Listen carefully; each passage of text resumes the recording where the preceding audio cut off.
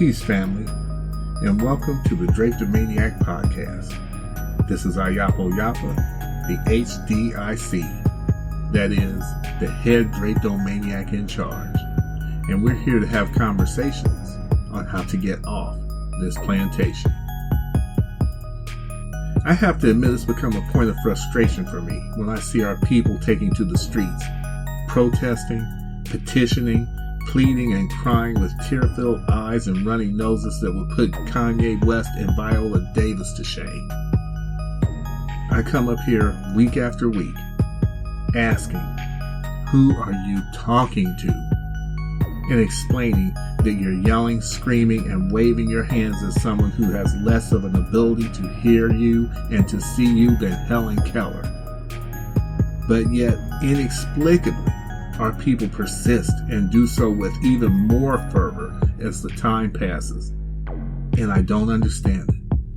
It mystifies me. Excuse me. I'm sorry to interrupt. I just wanted to make sure that you listeners are listening to the Drapetomaniac Podcast on doayamedia.com.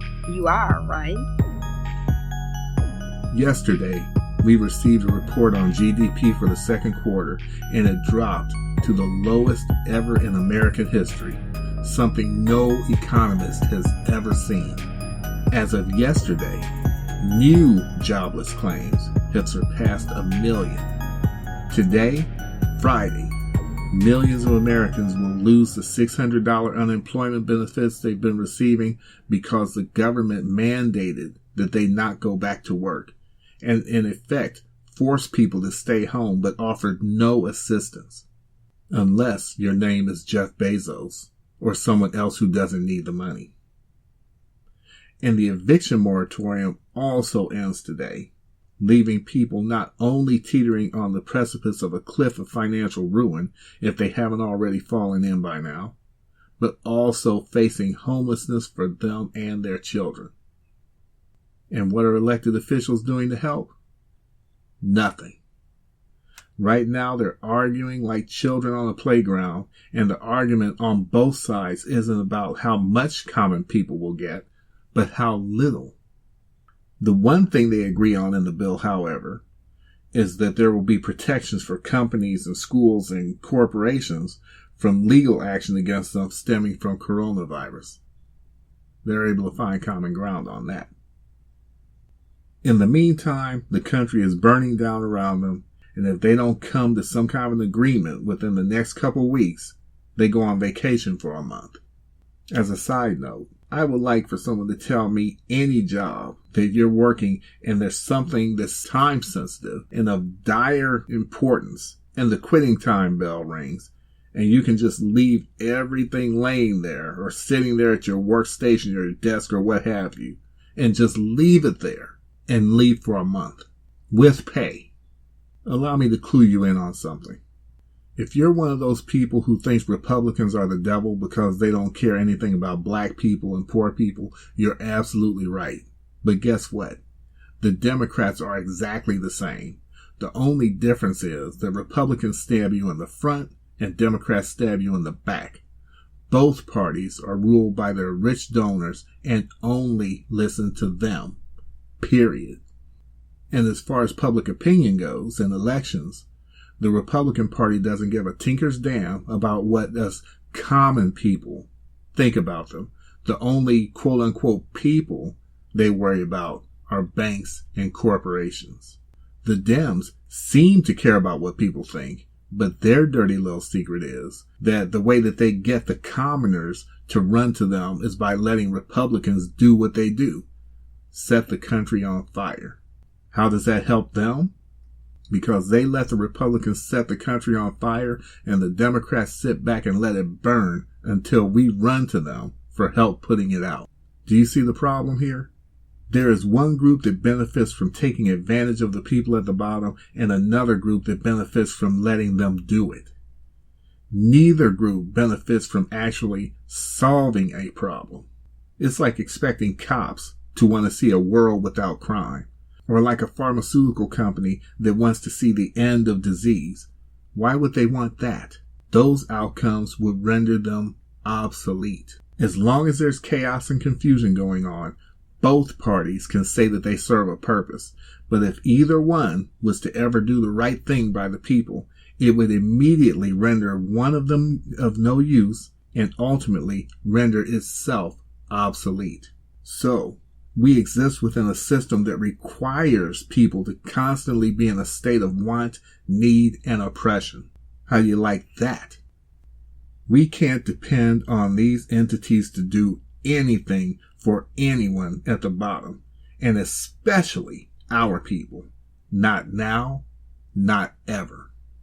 Are we owed reparations? Yes, yes, yes. Should our people be treated like shit and gunned down in the streets? No, no, no. But ultimately, that has nothing to do with it. Here comes my analogy, and you knew this was coming. I stole my neighbor's ship, and then I kidnap you and force you on board the ship so that you can take care of the ship. Do the cooking, the cleaning, painting the ship, putting in additions and everything else, and you just do it all for me, all at gunpoint and with no pay. Eventually, you start bucking against my oppression and terror, and I beat you up and throw you into the ocean so you can drown. So now you're out in the middle of the ocean, and you're trying not to drown as the sharks start to surround you. But you keep calling to me to help you, insisting that I throw you a life preserver. You yell to me that I forced you at gunpoint to do all the work on the ship for free, that you are the one whose labor added several decks to the ship and made it 100 times more valuable than it was at the time I stole it, and that you spent your whole life forced to take care of that ship, so you deserve to be an equal, and you deserve back pay for all the labor you did.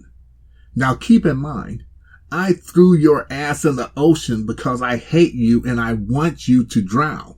Now, with that in mind, imagine that my son, whom I love, has been on the ship with me the entire time, and he somehow fell into the ocean with you, and he is also surrounded by sharks. Now you're both in the water flailing around, trying not to drown as the sharks swim around you. I look at my son and throw him a life preserver that's not even tied to anything, so that I can't pull him in. It's just so that he won't have to flap around as hard while he waits to be eaten by the sharks. I look at him, keep in mind this is someone I actually care about, and I basically stand and just watch unemotionally as he floats in the water, waiting to become shark food. In the meantime, you're still flapping around and demanding and threatening me that I better get you out the water on the double or else. Without and or else what? And I look at you like you're as crazy as you sound. My son, who I love, is in the water, and I won't even do jack shit for him. And you're over there actually expecting me to do something for you when I hate you, and I'm the one who threw you in the frickin' water. So you would drown and the sharks would eat you. Why the hell would I pull you out? I threw you in there so you would drown.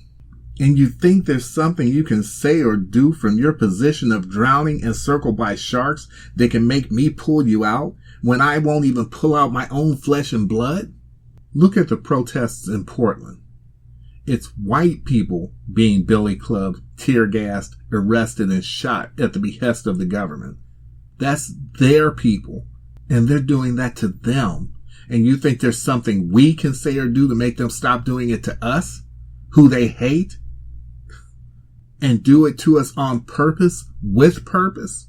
The unemployment and eviction moratorium runs out today for their people as well as ours.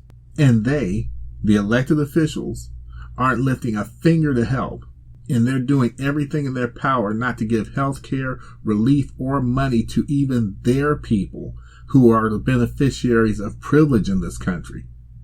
And we think that they're going to even entertain the idea of paying the reparations they owe, or to stop harassing, terrorizing us, and throwing us into prison for little or nothing, or just killing us in the streets outright.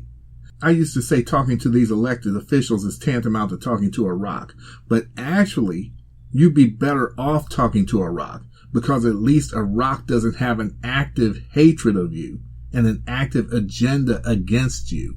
Separation is the only answer for our people. The more time you spend concentrating on that, and the less time you spend appealing to the lost cause that is this system of government, which is actually the codified system of white supremacy, the better off you'll be.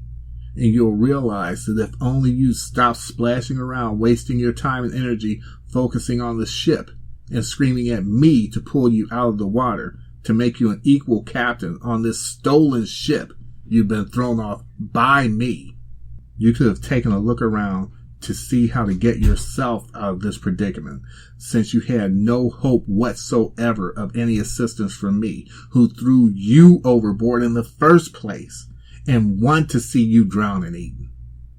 While the sharks are chewing off your other leg, you realize you could have made it to a nearby island you saw.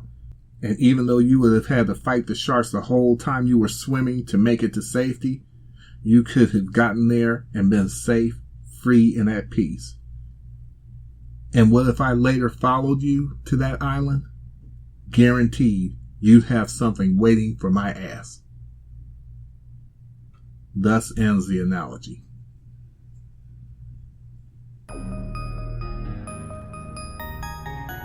Thank you for listening to another Drapetomaniac podcast. This is Ayapo Yapa, the HDIC, that is, the head Drapetomaniac in charge, wishing you peace and blessings to you, sending you all love, honor, and respect, and until next week at this same time, I'll see you on the run.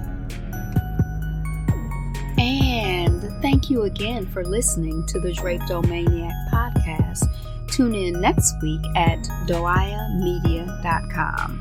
DOIAMEDIA.com. And again, we'll catch you on the run. Peace.